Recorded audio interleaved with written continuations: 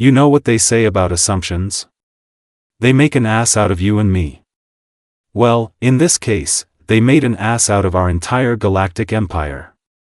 My name is Vex Prime, and I'm what you humans might call a senior advisor to the Hegemony Council.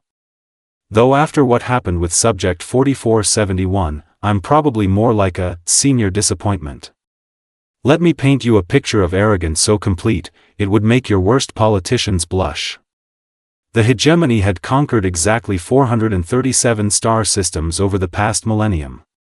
Not bragging, just stating facts. We'd perfected the art of subjugation to a science.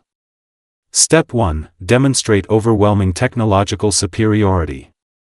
Step 2. Demand unconditional surrender. Step 3. Install compliant puppet governments. Step 4. Profit.it worked every single time. The Zephyrians folded after we vaporized their moon. The Karathi begged for mercy when we shut down their planetary defense grid with a thought. The Nexari? They surrendered before we even finished our opening speech. Efficient, clean, predictable, then came Earth. I still remember the day our scouts reported back about this backwater planet in the Sol system. Primitive species, they said. Still using chemical propulsion. Still fighting wars with kinetic weapons. No unified government. This will be our easiest conquest yet. Oh, how wrong we were. But I'm getting ahead of myself. The initial contact went exactly as planned. We parked our flagship, the Dominion's Fist, in orbit around their moon. 2 kilometers of pure intimidation, bristling with weapons that could crack planets. Our message was simple: surrender or face annihilation. Their response? Laughter. Actual laughter over the communication channel. Is this some kind of joke? Came the voice from their so-called United Nations. The translator hiccuped, trying to process the concept of joke in a first contact scenario.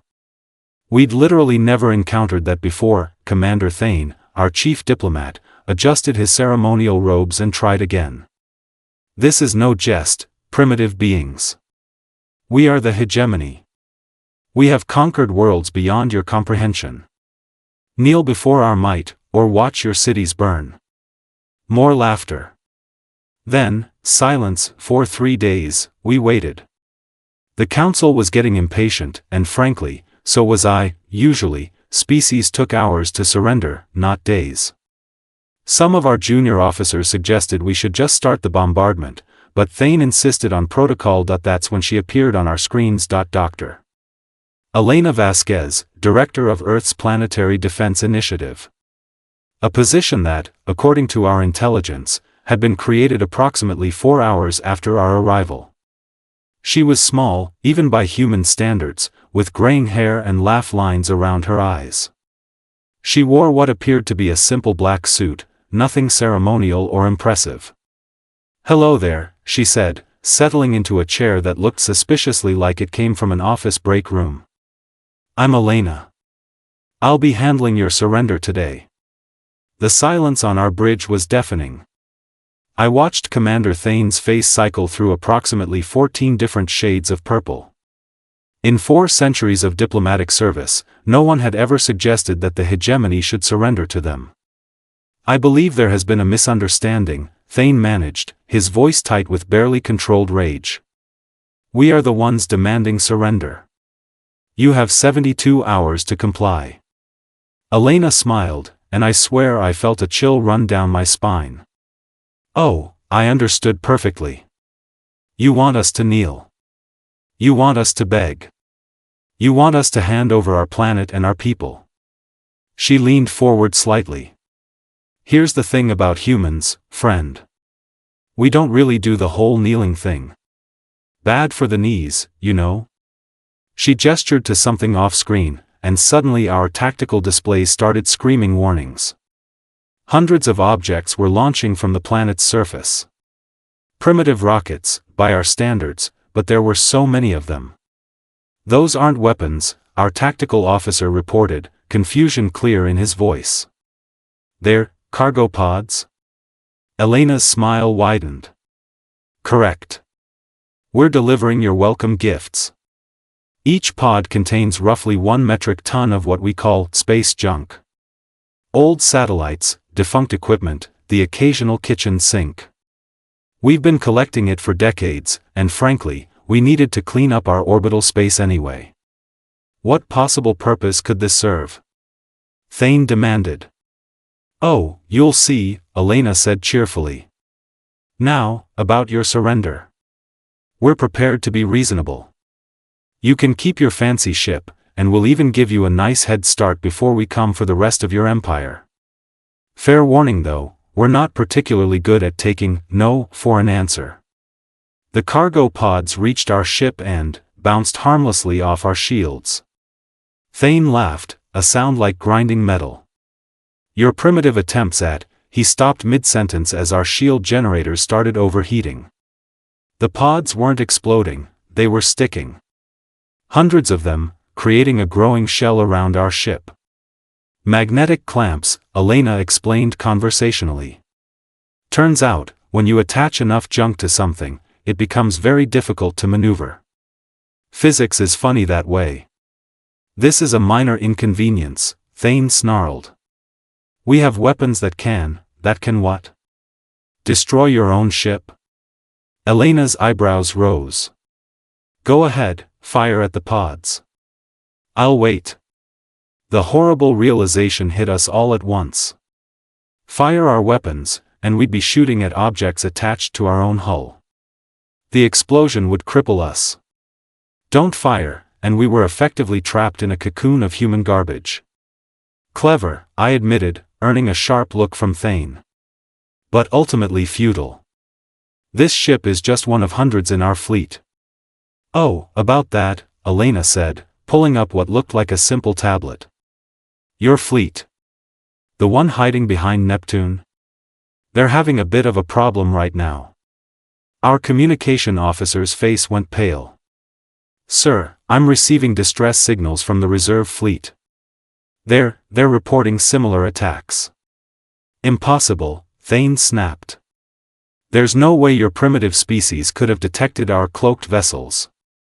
Elena laughed again, and this time there was definitely an edge to it. Cloaked? Is that what you call it? Your ships emit a very distinctive gravitational signature. We've been tracking them since day one. She paused, pretending to check her tablet.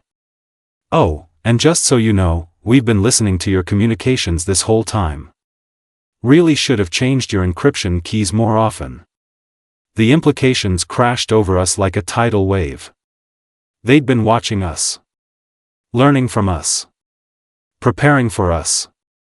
While we'd been following our standard playbook, they'd been writing a completely different game. This is still just a temporary setback, Thane said, but his voice lacked conviction.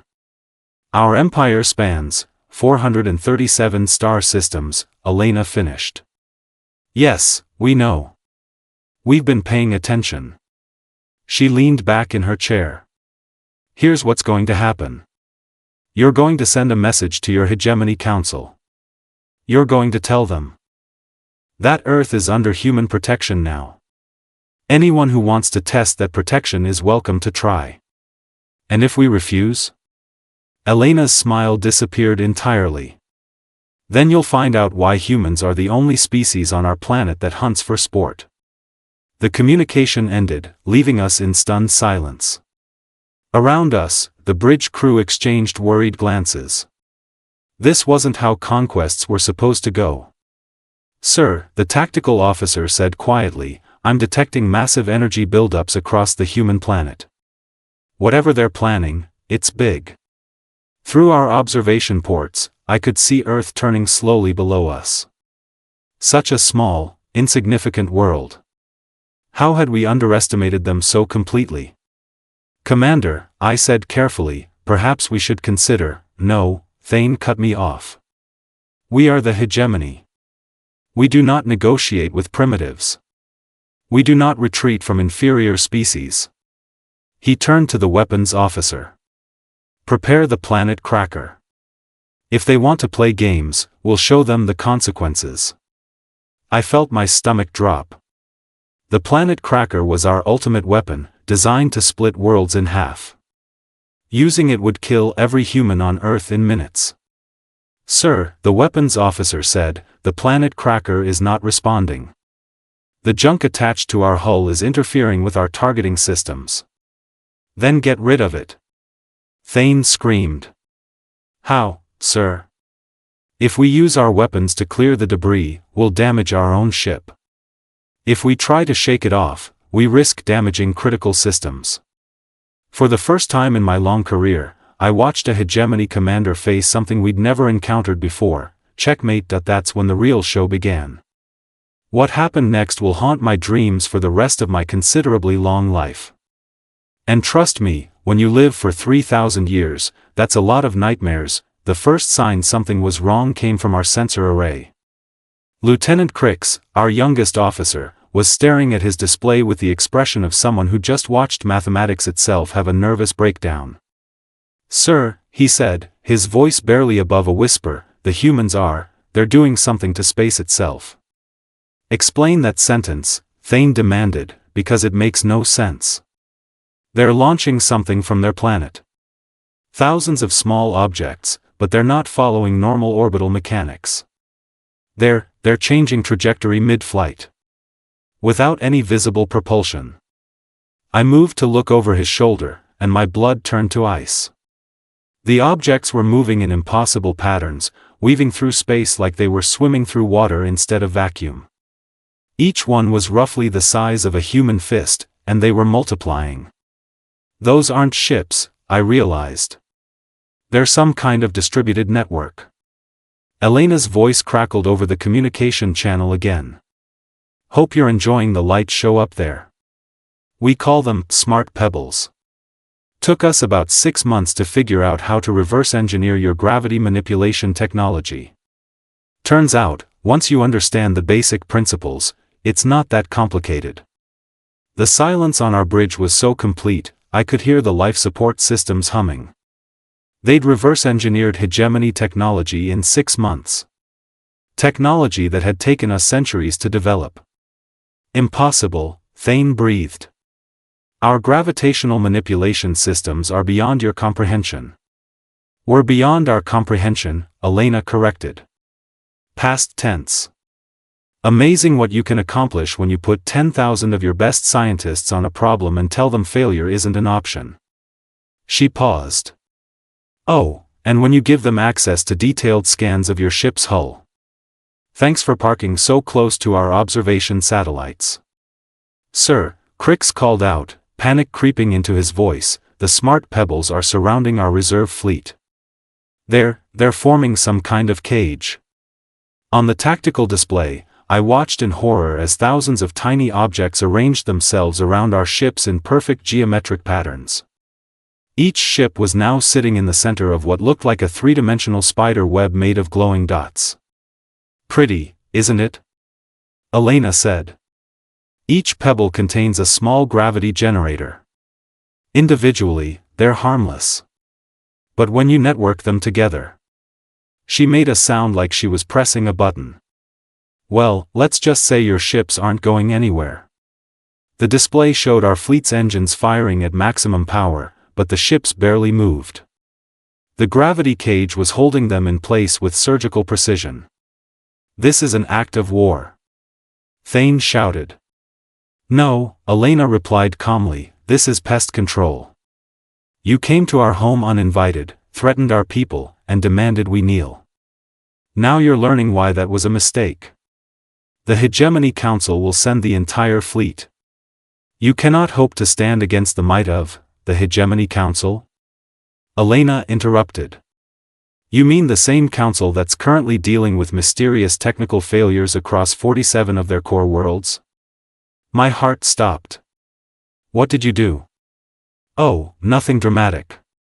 Just a little computer virus. Turns out, when you've been listening to someone's communications for months, you learn a lot about their network architecture. Elena's voice took on that terrifying cheerful tone again. Don't worry, it's not destructive.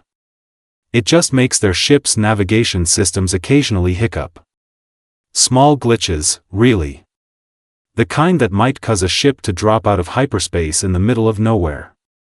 She was describing the complete collapse of our interstellar logistics network. Ships stranded between stars, supply lines cut, communication relays failing. It would take years to repair the damage. "You're insane," I whispered. "No, we're thorough," Elena corrected. "You see, the thing about humans is that we're really, really good at learning from our mistakes. And our biggest mistake was almost letting you get close enough to threaten our planet." "Sir," our communication officer called out, "I'm receiving a priority message from the Hegemony Council." Thane's face went pale.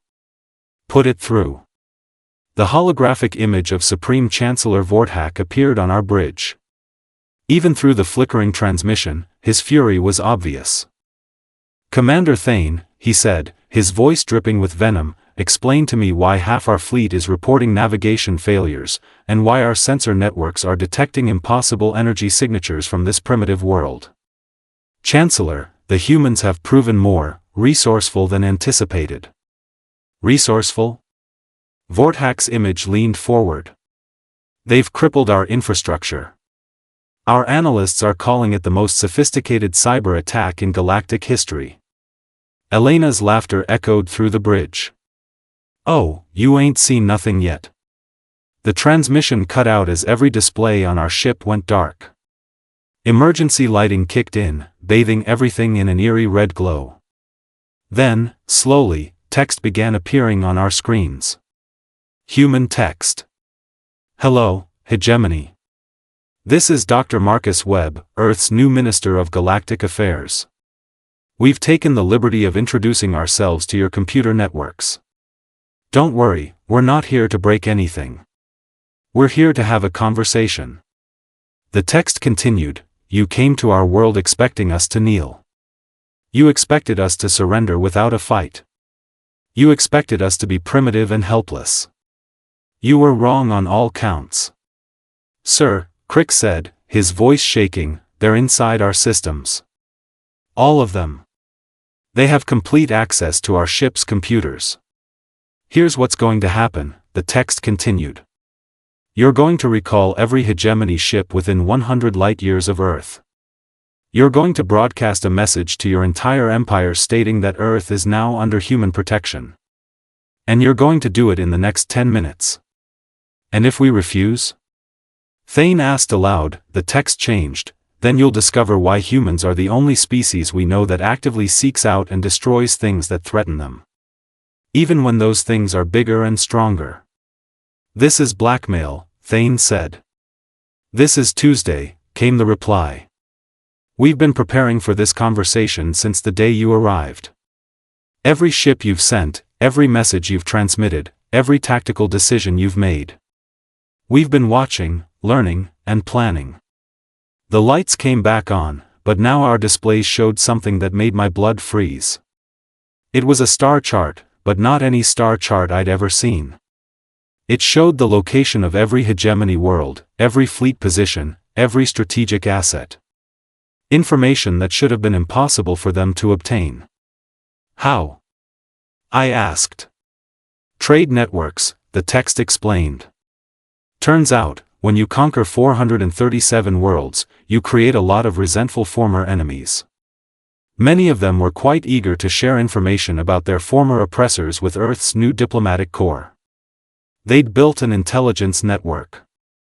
In months, they'd created a spy system that spanned the galaxy. You see," Elena's voice returned, "the thing about humans is that we're really good at making friends. Especially with people who've been bullied." She paused. "And we're even better at making enemies regret their life choices." The countdown timer appeared on our screens, 8 minutes and 43 seconds and falling. "Sir," the communication officer said urgently, "I'm receiving surrender requests from 17 different sectors. Our local commanders are requesting permission to withdraw. They're afraid," I realized. "Our own people are afraid." "As they should be," Elena said. "Because here's the thing about humans that your intelligence files missed. We don't just fight to win. We fight to make sure our enemies never want to fight us again. 00:05:22, what do you want? Thane asked, his voice breaking. Peace, Elena replied simply. We want to be left alone to develop our civilization without interference. We want trade agreements, not conquest. We want to explore the galaxy, not rule it. 00:03:17, and if we agree? Then we'll release your ships, repair your networks, and pretend this whole misunderstanding never happened. We'll even share some of our new technology. Consider it a friendship gift. 00:01:45. Commander Thane looked around the bridge at his crew, at me, at the displays showing our helpless fleet. His shoulders sagged in defeat. Open a channel to the Hegemony Council, he said quietly. 00:00:30. Chancellor, Thane said as Vortak's image reappeared, I am formally requesting authorization to negotiate a non-aggression pact with the human species. 00:00:05. Granted, Vortak said immediately. Whatever it takes to get our ships back. 00:00:00. The countdown stopped, and Elena's face appeared on our screens. She was smiling again, but this time it was warm, genuine. Welcome to Earth, friends, she said. Now, who wants coffee? And that's how humanity joined the galactic community.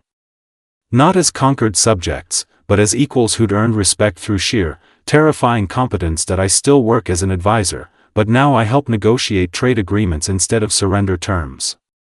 And every time I look at Earth on the star charts, I remember the day one small world taught the galaxy's greatest empire that sometimes, the best way to avoid a fight is to make absolutely sure you can win it. The humans never did kneel.